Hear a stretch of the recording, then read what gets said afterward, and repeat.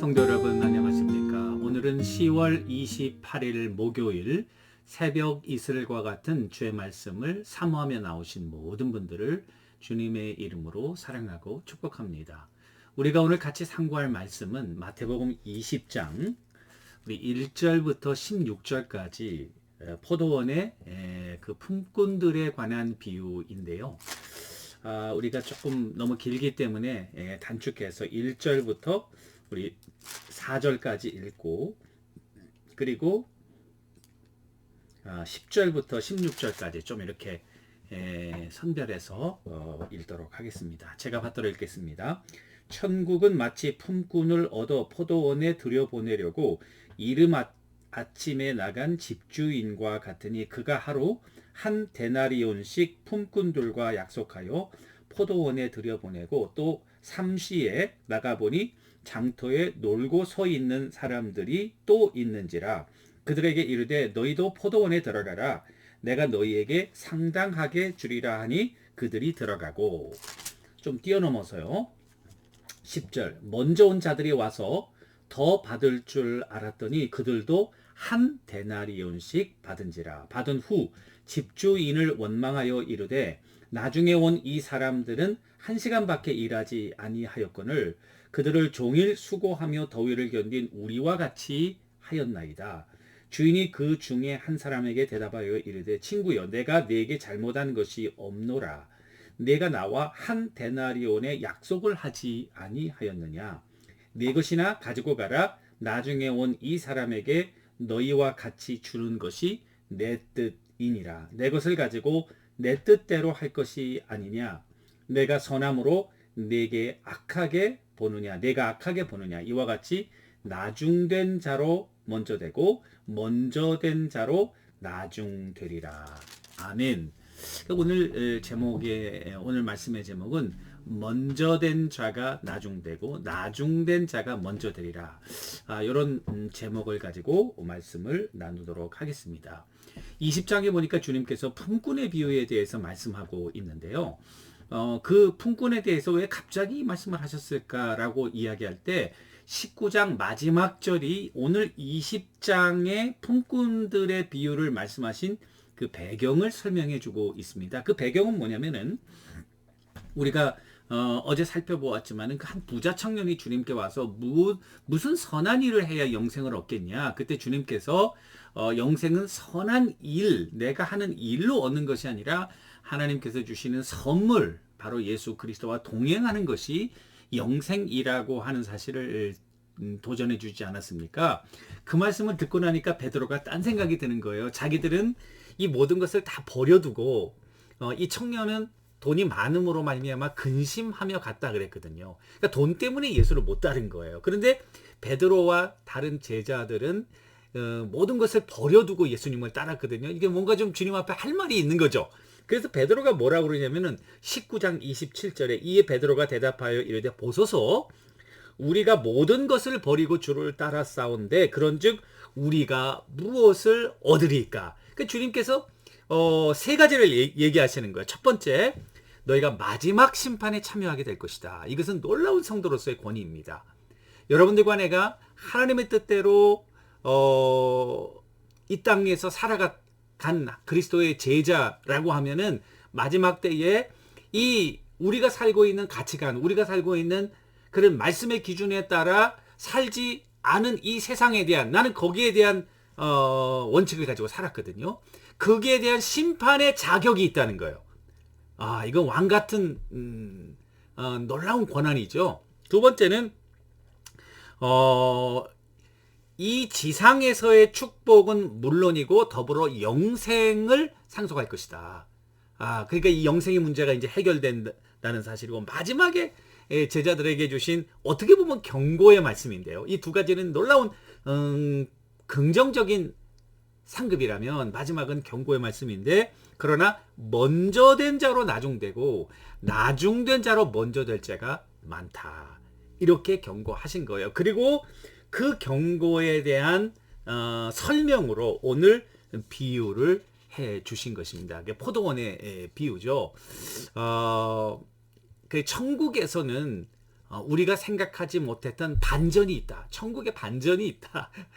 우리가 생각할 때 먼저 된 자가 나중되고 나중된 자가 천국의 반전이라고 하는 거예요. 여러분 그 Amazing Grace를 작곡한 그 존 뉴턴 나 같은 죄인 살리신의 작사자죠.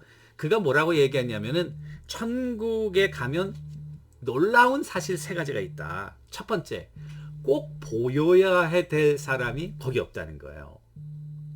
두 번째, 천국에 있어야 할 사람이 그곳에 있다는 거예요. 그리고 두 번째 놀라운 사실이고요. 마지막 사실은 나 같은 죄인이 천국에 있다는 사실입니다. 이것이 이 천국의 놀라운 그 세 가지 반전이라고 뉴턴이 이야기를 했습니다. 자, 이 품꾼의 비유는 이스라엘은 이제 새벽 6시가 제1시부터 시작해서 오후 해질 때까지 6시까지 5시까지 6시가 되겠죠. 그게 12시. 그러니까 6시부터 시작해서 밤 12시까지를 12돌로 나누어서 제1시, 2시, 3시 이렇게 얘기를 한다고요. 6시부터 7시까지 제1시, 7시부터 8시까지 제2시, 8시부터 9시까지 제3시 이렇게 됐다고요. 자, 포도원 주인이 아침 일찍 나가서 포도원에 일할 사람을 구하는 거예요. 사실 주인이 나갈 필요가 없는 거예요.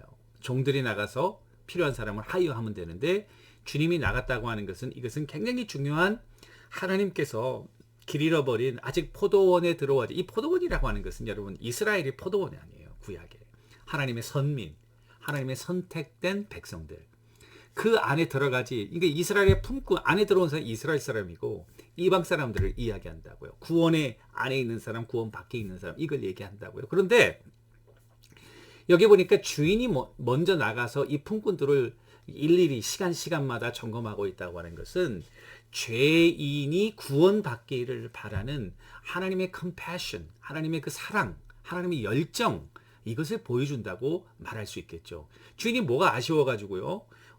매 시간 나가가지고 길에서 놀고 있는 사람.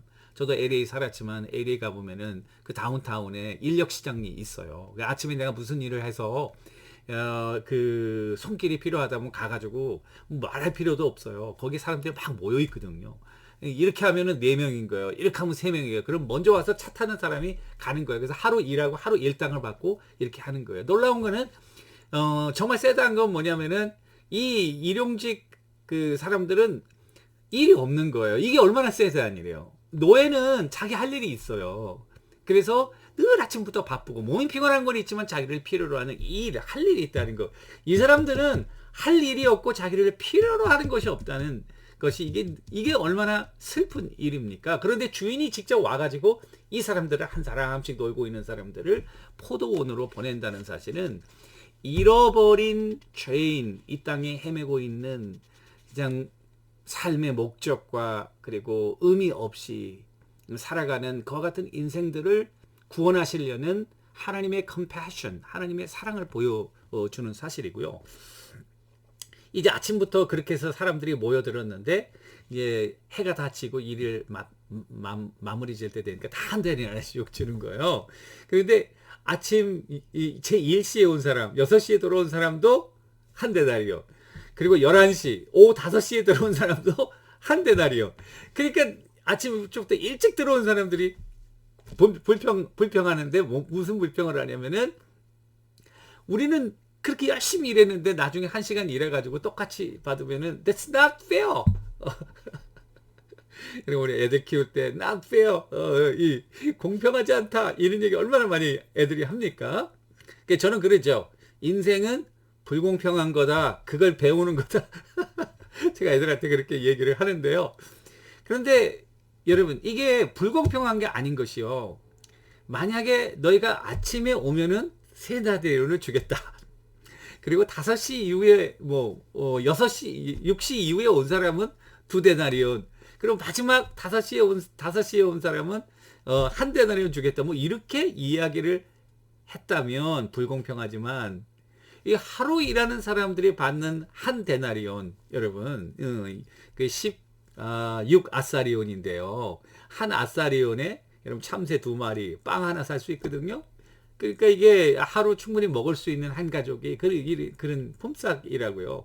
그거 약속했는데 나중에 온 사람을 주님이 잘 트리트하는 것은 너희들이 불평할 수 있는 근거가 아니라는 거죠.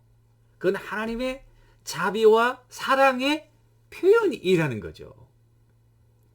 그러면서 주님이 뭐라고 말씀하시냐면은 먼저 된 자가 나중되고 나중된 자가 먼저 된다. 이것은 제자들에 대한 경고를 얘기하는 거예요. 첫 번째는 유대인들에 대한 경고예요. 너희가 하나님의 백성이라고 자만하지 말아라.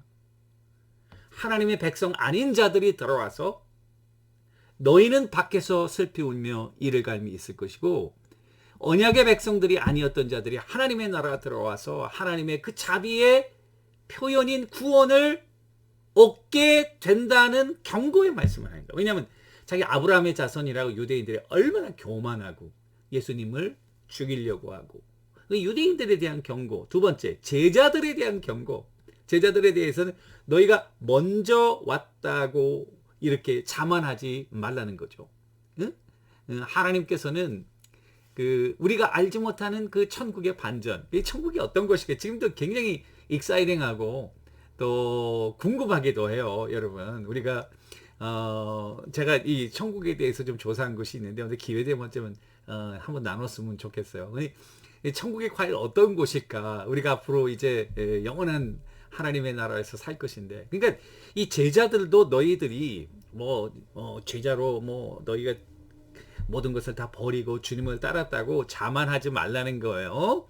하나님의 나라에서는 내가 생각할 때는 들어오지 않아야 될 사람이 들어와 있는 경우가 있고 꼭 들어와야 될 사람이 없는 경우도 있다는 거예요. 그거는 하나님만이 아시는 마음의 동기와 중심을 아시는 하나님. 우리는 인간들이 생각할 때 인간들의 그런 겉모습, 인간들의 그런 하는 일만 보고 이야기하지만 하나님께서는 우리의 마음과 생각과 모든 것들을 아주 공평하게 심판하시기 때문에 역전이 될 가능성이 많다는 사실을 우리들에게 보여주고 있고, 마지막은 먼저 믿은 여러분들과 저에 대한 경고라고 생각합니다.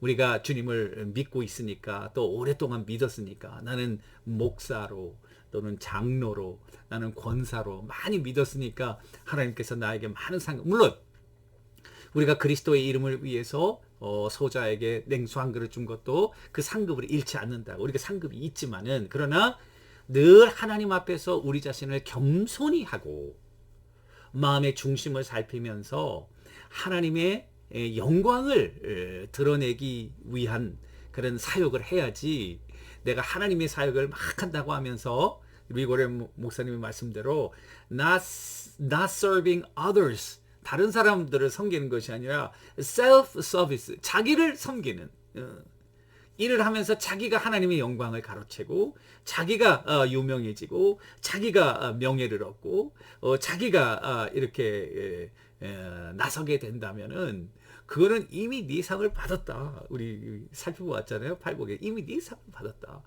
천국에는 우리가 생각할 수 없는 늘 역전이 있다는 사실은 우리가 먼저 믿은 자로 늘 우리 자신을 돌아보고 경계하고 그리고 겸손한 자세로 늘 초심을 잃지 않고 주님을 따라가는 그와 같은 제자의 삶을 살아야 된다는 것을 경고적으로 우리에게 하신 말씀이라고 생각합니다.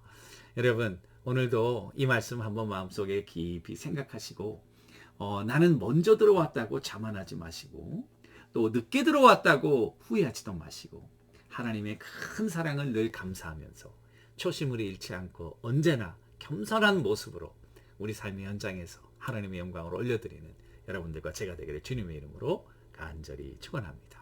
기도하겠습니다. 하나님 아버지, 우리는 먼저 믿은 자로서 초심을 잃지 않고 하나님의 영광을 위하여 늘 겸손히 우리의 자리를 지키며 끝까지 믿음의 경주를 완주해 나가는 신실한 그리스도의 제자 되도록 성령님 역사하여 주시옵소서. 예수님의 이름으로 기도합니다. 아멘.